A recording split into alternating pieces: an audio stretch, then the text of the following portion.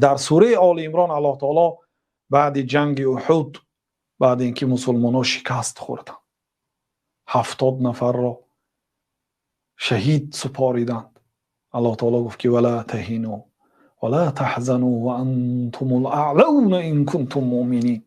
ضعیف نشوید، سستی نکنید، ناامید نشوید، غمگین مشوید. و انتم الاعلون ان کنتم مؤمنین، شما عالی هستید، شما از همه برتر هستید، شما بهترین مخلوق هستید مادامی که شما مسلمان هستید. و انتم الاعلون ان کنتم مؤمنین. بر سرتان مصیبت می آید، قرض می آید، بلا می آید، در بالاتان غیر مسلمان حکم فرما است، در زیر یک کافر کار میکنید، غمگین هستید، مشکلی دارید، مصیبت دارید، غمگین نشوید. و انتم الاعلون ان کنتم مؤمنین، شما عالی ترین مخلوق هستید، شما برترین مخلوق هستید مادامی که مسلمان هستید. مادامی که مسلمان هستید هرگز غمگین مشوید. این یمسسکم قرح فقد مس القوم قرح مثله. امروز اگر برای شما زخم رسیده باشد، جراحت رسیده باشد، امروز مغلوب شده باشد ظاهرا در جنگ، همین مصیبت دیروز سال گذشته به کافرها هم آمده بود. در جنگ بدر آنها مغلوب شدند.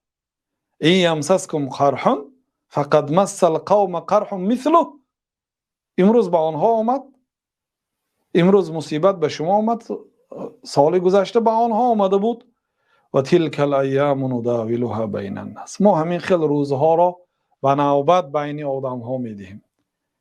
یک روز مصیبت بر سر شما میآید، یک روز بر سر دیگر کس. ولی یعلم الله الذین آمنوا، تا اینکه الله تعالی آنهایی که ایمان آوردند ایمان آنها را آشکارا کند. و یتخذ منکم شهدا، اگر مسلمان ها همیشه غالب شدن گیرند، هیچگاه مغلوب نشوند، شهیدها از کجا به دست می آید؟ تا اینکه الله تعالی از بین شما بعضی انسان ها را شهید گیرد، برای مکافات بهترین را دهد. والله لا يحب الظالمین، الله تعالی ظالم ها را دوست نمی دارد. و در آخرش گفت که ولی یمحص الله الذین آمنوا و یمحق الکافرین.